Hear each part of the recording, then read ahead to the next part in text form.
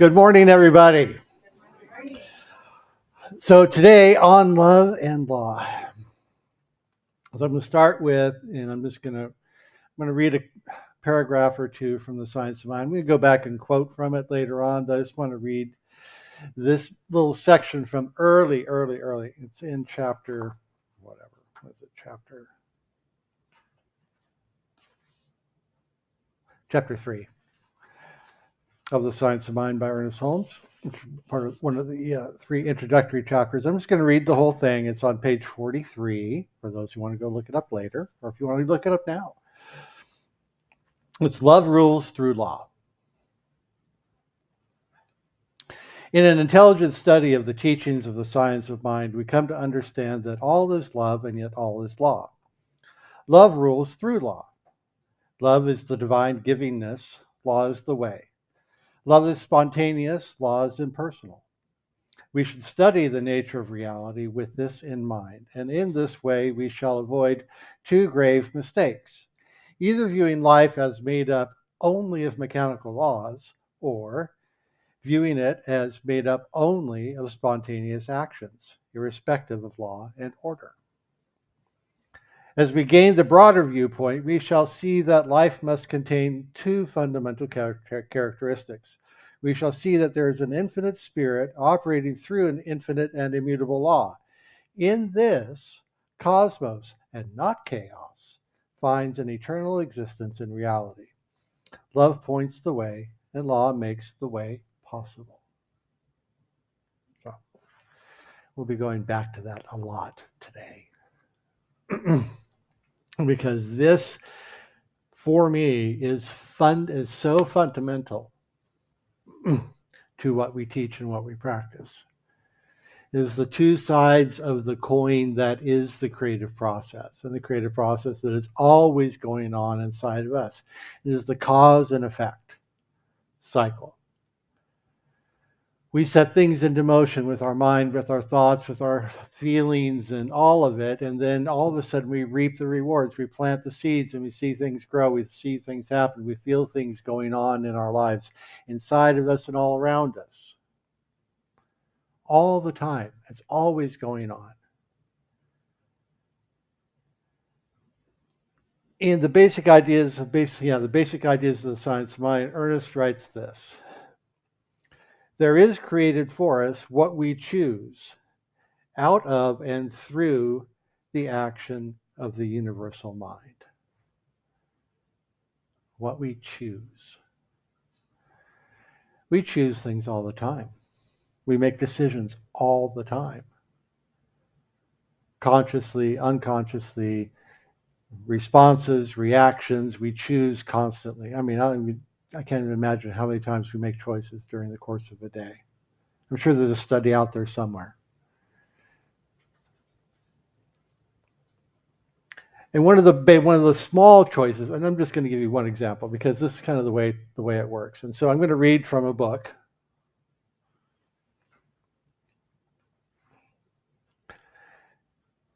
If you give a mouse a cookie, because this is the way it works. This is the way life works, friends. If you give a mouse a cookie, he's going to ask for a glass of milk. When you give him the milk, he'll probably ask you for a straw. And when he's finished, he'll ask for a napkin. Then he'll want to look in a mirror to make sure he doesn't have a milk mustache. When he looks into the mirror, he might notice that his hair needs a trim, so he'll probably ask for a pair of scissors. And when he's finished giving himself a trim, he'll want a broom to sweep up. And then he'll start sweeping. And on and on and on. And I'm not going to read the whole thing. On and on the book goes. One thing leads to another, leads to another, leads to another. And isn't that the way it happens for us? I'll give you an example, a personal example. I was not even going to talk about this, but I'm going to talk about it. So, over the course of our experience with the COVID lockdown and so on, I had a couple feelings go bad.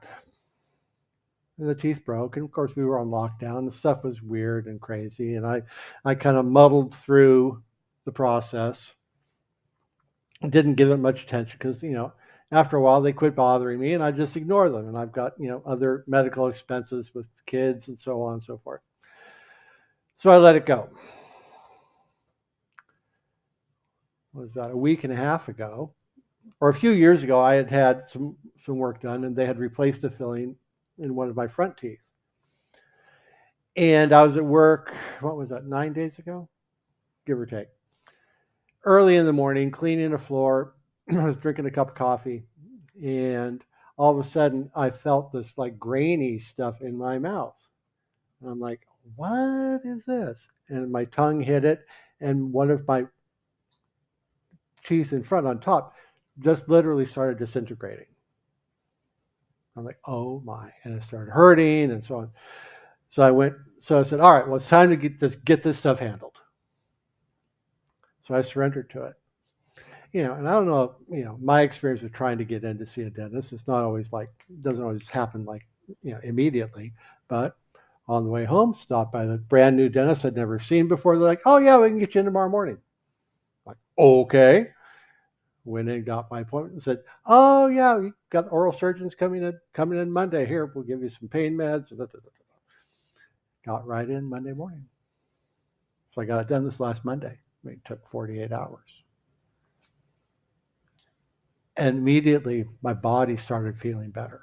My whole body started feeling better. I'm like, oh my. One thing leads to another, leads to another, leads to another. And I'm grateful for it. I'm grateful for having a great brand new dentist relationship, a great brand new oral surgeon relationship. His team was great and I could have, I can't imagine if I just kept pushing back against that where I would be today. But I surrendered to it. I surrendered to the process. Now, keeping me sitting on the couch all week was not pleasant, I'm sure, because I don't tend to sit still very well. But I did a pretty good job, I think.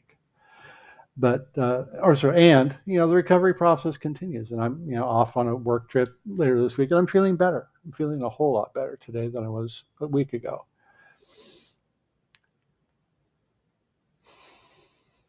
All that to say that this is a creative process that we engage in. It's like I decided to surrender to the process and things went well. I decided to open myself up to the process of healing and things went well.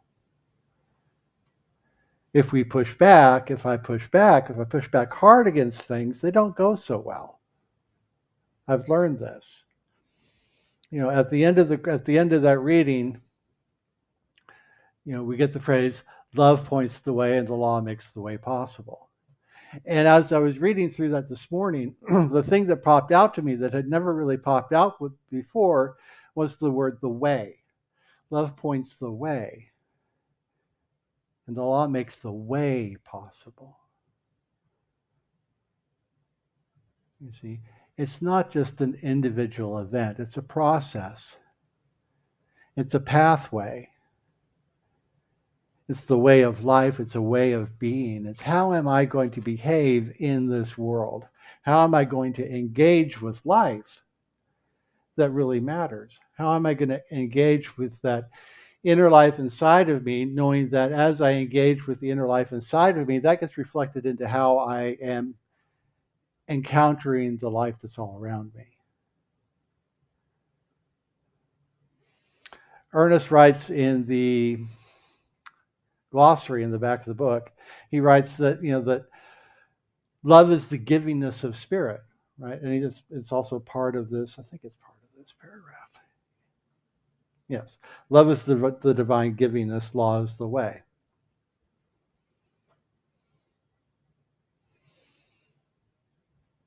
And it's this givingness, I think, that we miss out on sometimes. How much am I ready to receive? And what am I willing to do? How much am I willing to get out of my own way to allow the life to flow through me, allow the life to flow through me in a grander, more expansive way? Am I willing to let go of my own preconceived notions about how life is supposed to be? How many of us have a life, have like these ideas about how life is supposed to be? Right? I ran into it. I ran into it actually on the way into the movie theater.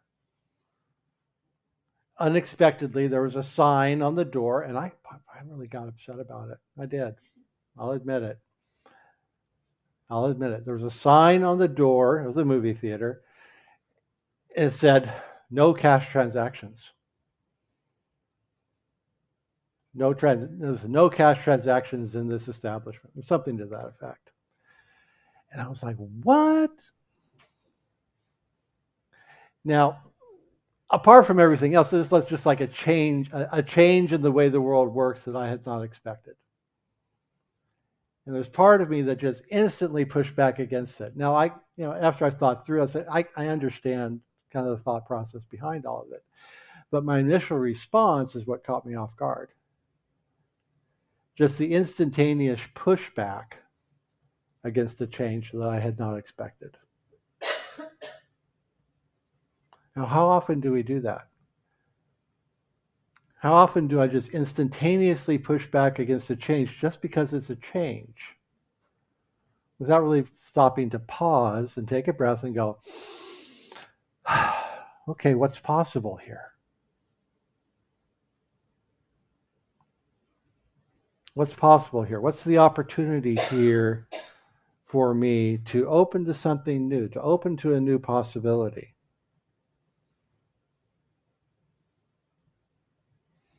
So the next couple quotes kind of go together. Ernest writes, and this is all from the rest of them are from the first couple paragraphs in The Science of Mind. It says, we come to understand that all is love and all is law. In that, let's see, what is that? All is love and all is law. Love rules through law. And then he goes on to say, love is the divine givingness, law is the way. Love is spontaneous, law is impersonal. So love as being the prime creative force in the universe. Love, as Ernest holds it in this way, and we talk about romantic love and familial love and all the other loves. This love is the creative force. This is the ultimate givingness of life to us, to itself, through us. Love pouring through us as a creative activity, and we get out of our own way, we give it form, we give it substance, we give it shape by way of our belief. It is an urge, it is a divine urge for life to express itself in an ever-expanding way through us. And so we go back to what Reverend Joe was talking about last week with the whole planting seeds, right? We have preparing the soil. We do our prayer, we do our meditation, we kind of clear the way, we pull the weeds, we till the soil, we prepare ourselves, right? We get ourselves ready. Then we take the idea and we plant the seed. We plant the seed in the soil. Now the seed is that idea, is that givingness of spirit through us. So we have this idea that says, okay, I want to create more prosperity and abundance in my life. Okay, something I've been working on. Started really focusing on it about 2.5 weeks ago. A week ago, right? Free food at the movie theater and 4 movie passes. Not cheap these days, right? Not an insignificant number.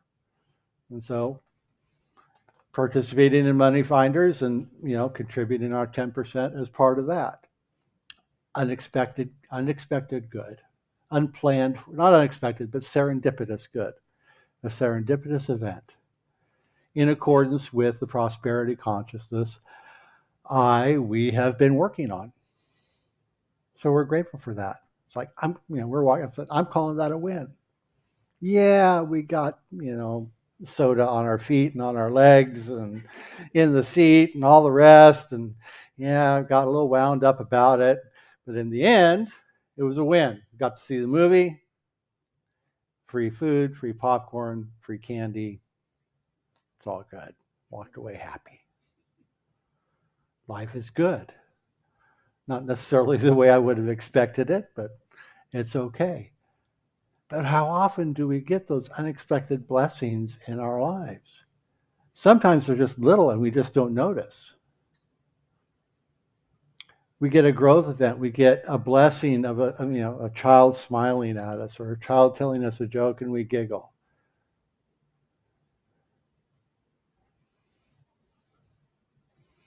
How often does good happen? Am I looking for it? Am I looking for the opportunities? Am I walking in the world really, really, really paying attention and saying, how is Spirit showing up for me today? How is love expressing for me today? When faced with a challenge, when faced with a problem, can I be conscious enough? Can I allow myself to be conscious enough to say, what would love do here?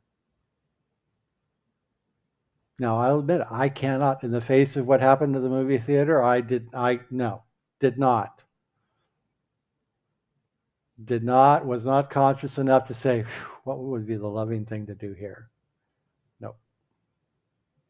I smiled and I took a breath and I waited for them to do their job to clean up.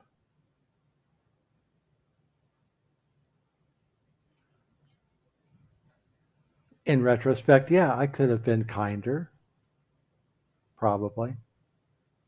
I got a little upset. I got a little wound up. My energy got, what are you doing?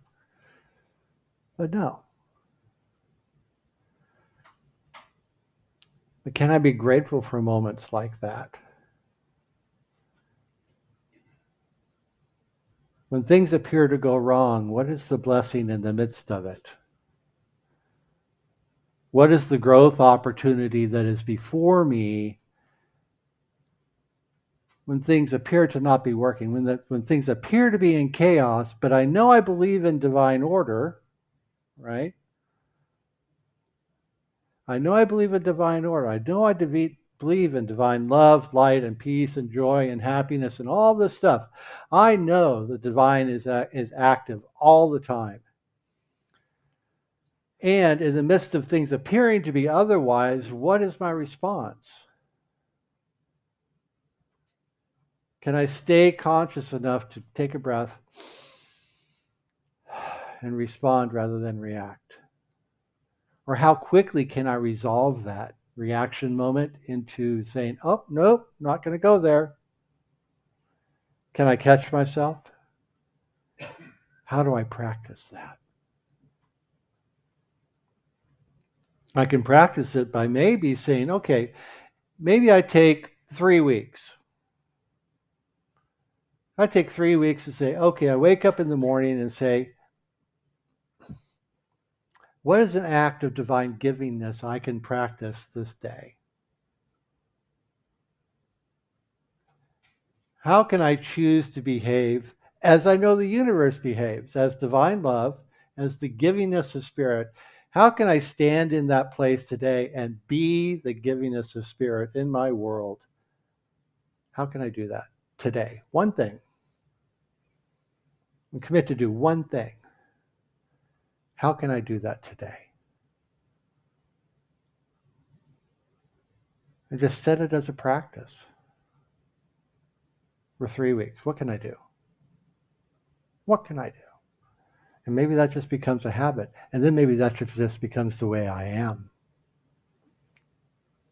What about that? What if it just simply becomes the way I am? See, because that's love. That's the love part, right? The law part is just remembering that life is always saying yes. And we talk about this a lot. I talk about it a lot. Life is always saying yes. Yes, yes, yes, yes, yes. Not necessarily to one individual thought, but to the dominant tendency of my thinking. What is the mental atmosphere? We've been talking a lot about mental atmosphere this month, especially. What is the atmosphere that surrounds me? It's like, who is it? What was? Am I walking around? So, what color is the cloud that's? What is color is the cloud that's over my head as I walk through the world? Am I a white fluffy cloud? If my thoughts are a cloud, what do they look like? Am I a rain cloud, a storm cloud? Am I a hurricane? What am I today? Am I just this white fluffy cloud that's all sweet? Yesterday I was a little cranky. It was probably more like a rain cloud. Today I'm better. It's clear. It's a whiter cloud. Probably more like cotton candy. You see? So that's mental atmosphere. What is that atmosphere, that energy that's around me?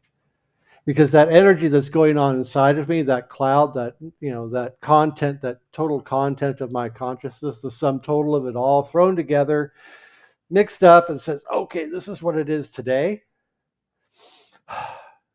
That gets reflected back to me by the world. The world knows. My life knows and will tell me what my consciousness is today. And then I will get to experience it. It will get reflected back to me all the time.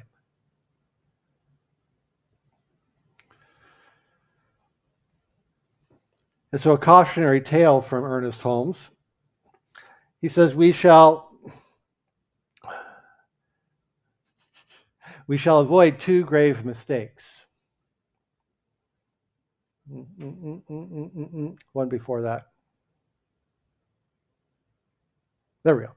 We shall avoid two grave mistakes, either viewing life as made up of only mechanical laws or viewing it as made up of spontaneous actions. Mechanical laws or spontaneous actions. Not one or the other, it's both. It's all together. It's all connected. And then the next one.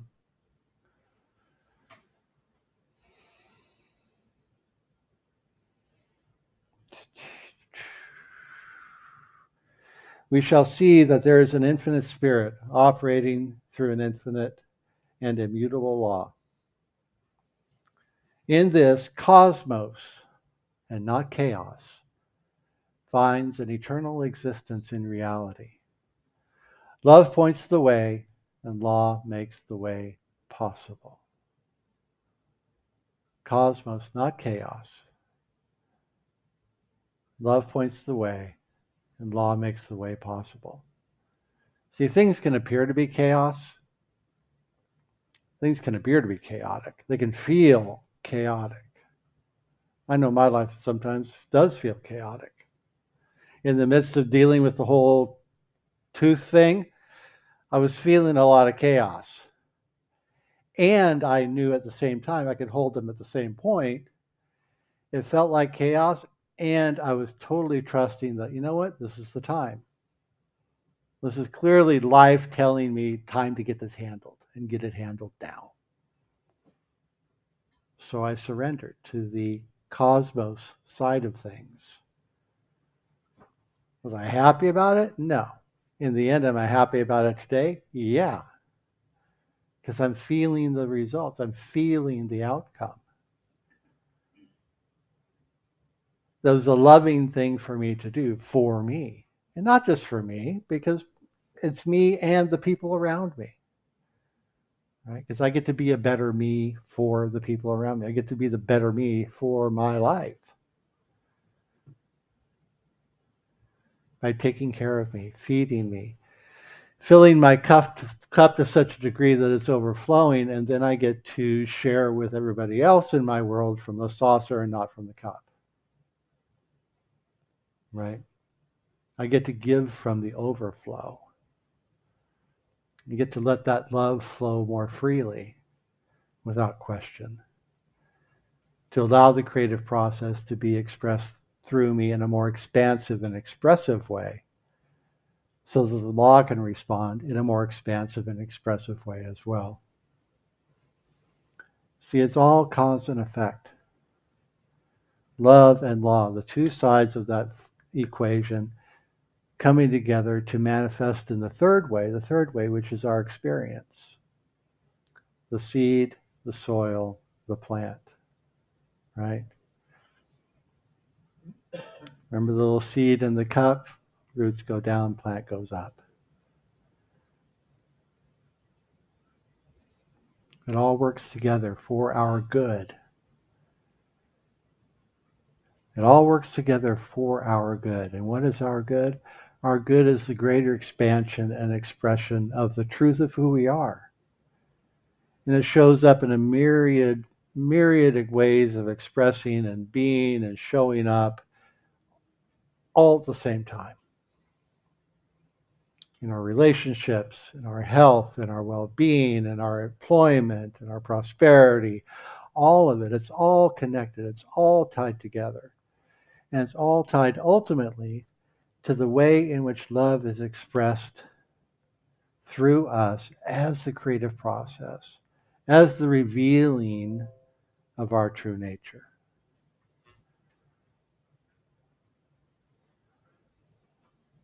So, now I forgot. Practicing the principles? Yeah. So let's talk about practicing the principles. We've already kind of pointed to them. First, when faced with a challenge this week, when faced with an opportunity, if things not going quite right or things not looking quite right, I would invite you to ask the question, what would love do here? What would love do in this moment? Okay? And then the second. And I hadn't really thought about it in this way until I started talking about it here. So I'm going to invite all of us to take a 3-week challenge. 3 weeks. In the morning, and I'm going to invite us to write this. You can take a Sharpie, any kind of marker, and on your mirror, just in big old letters, what is an act of givingness I can do today?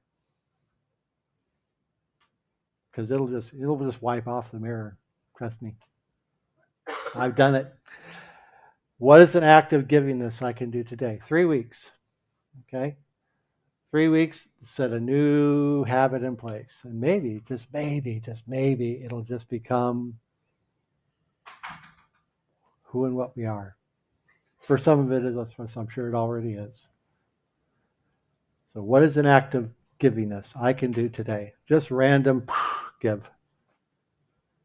Give something away, give somebody a hug, open a door, do something unexpected. Just be love.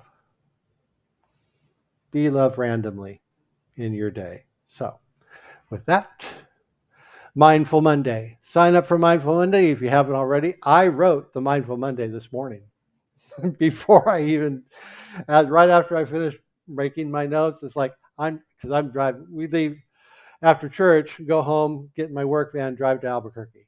So it's like, I'm not going to have time to write. So you got to, so Mindful Monday is a preview of the talk. It actually worked out pretty close. So sign up for that. With that, you're up. Questions, comments, inquiries about today's talk? Anybody?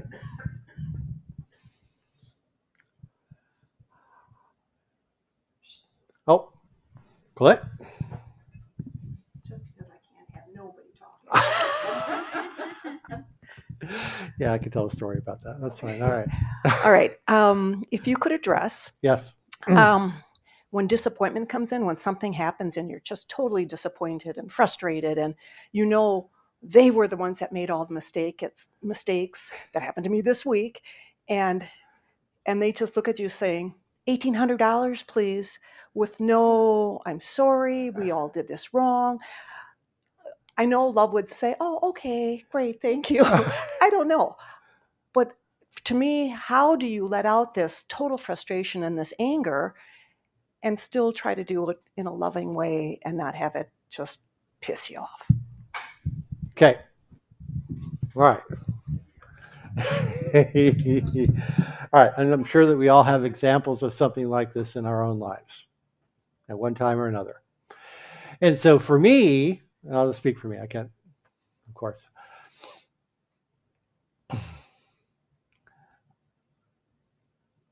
And I frequently have a challenge with, because I am one of these people that is very slow to explode. I have a long fuse, but you really don't want to get to the end of it. Um, and I keep working on it. What I know is, for me, is that there's a balance between holding people. I ask myself first. The first question I ask myself is, what am I afraid of losing? Like in a situation like that, it's like, is there a fear here that I need to address before I speak to whatever's going on? So I ask myself, because frequently there is that for me. So I ask myself that question. And I imagine that for most of us, there's something we're afraid of going on. Okay. Loss of resources, loss of control, loss of love, loss of something. Frequently, there's something like that going on. And what I can do is take the time to, once I've kind of processed that in the moment, it is, and I can ask for what I want. Because what I know is behind every complaint is a request. If I'm tempted to complain about something, there's a request behind that. I'm going to be asking for a change of behavior, asking for a change of something on the part of somebody else. It says, I'm really upset about this, and this is what I'm asking for. I'm asking you to be accountable for your actions. I'm asking you to take responsibility for your part in this. Because it took two of us to do this, right? So I'm going to own my part, and I'm going to ask you to own your part. And this is what that looks like for me. So that's the request side of it. So for me, that's the loving approach. That's for me. That's saying, okay, I'm going to love on me. I'm going to take care of me and say, okay, what's my fear? Because on the other side of the fear is the love part of that equation. What's the love I can give to me? And then make the request of the other party. Okay, because it's a two-part thing. And I did just that. Good. But, okay, so And where do I go from there when I still have all this? Oh, pent up. Darn it, I'm irritated. right. I'm counting on this, and I'm so disappointed because I really needed that information. Okay. Then I don't know what your answer. I know what I would do. What I would do for me is say, okay, I would journal. I would like say, okay, because there's something I'm missing, right? There's a question. Say, I would take a piece of paper, say, what is this about, or what is this, da da da da, da whatever the situation. Okay, what is here for me to learn? What is here for me to understand? What am I missing? And then just write. Just write. Okay. And this is one of those little tricks I picked up years ago. I don't know why it works, but it does work. Pencil, not pen. Just try it. Find a pencil. I know they're hard to find some days, but yeah, pencil. When I'm doing that kind of work, pencil works better. Okay. So thank you, Colette. Yes, Victoria. Well, I was thinking in response to that we're in a spiritual universe and everything is a spiritual opportunity. And I think we learn more from the difficult ones than the wonderful things that happen. And when that happens to me, what I do is stop. This is a moment. It's a difficult moment, but it's a moment for me to show love and compassion first, because you can be mad later, but just stop and say, okay, something's happening between this person and us. We have a difficulty. So you show compassion and love and say what needs to be said, because the rest will work out later. You don't need to work it out at that moment. So I just think life is always a spiritual moment every time. So Thank you, Victoria. Okay. All right. Let's take all this into prayer this morning.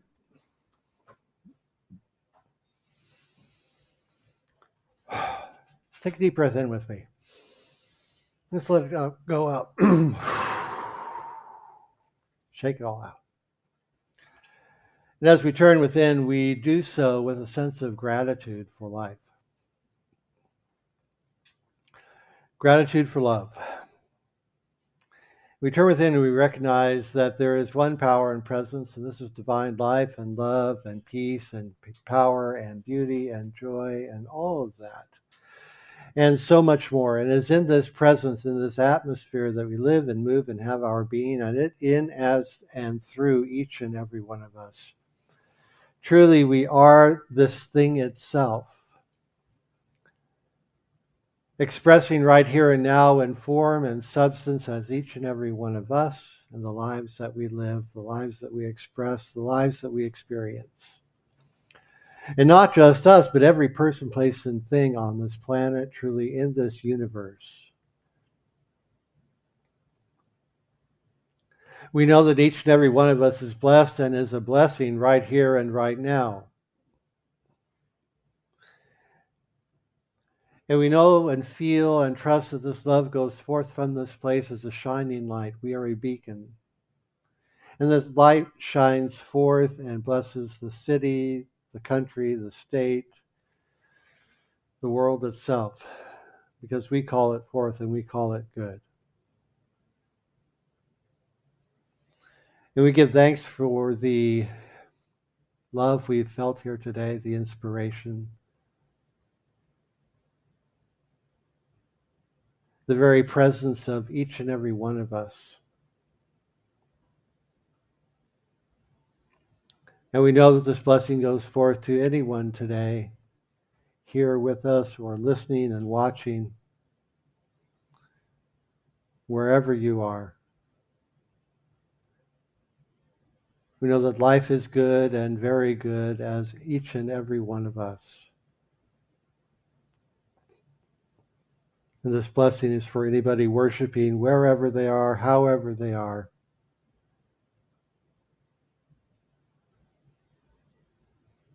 We are grateful for health. We're grateful for well-being. We're grateful for prosperity. We're grateful for loving relationships, however they express. We are grateful for the infinite and ever-present flow of life and love and joy in each and every life we encounter, in each and every moment we live. And so we go forth from here today knowing all is well, that life is good and very good, and we are grateful for it. We celebrate gratitude here and now as it experiences and expresses itself through us. And so we let it be, and so it is. So it is.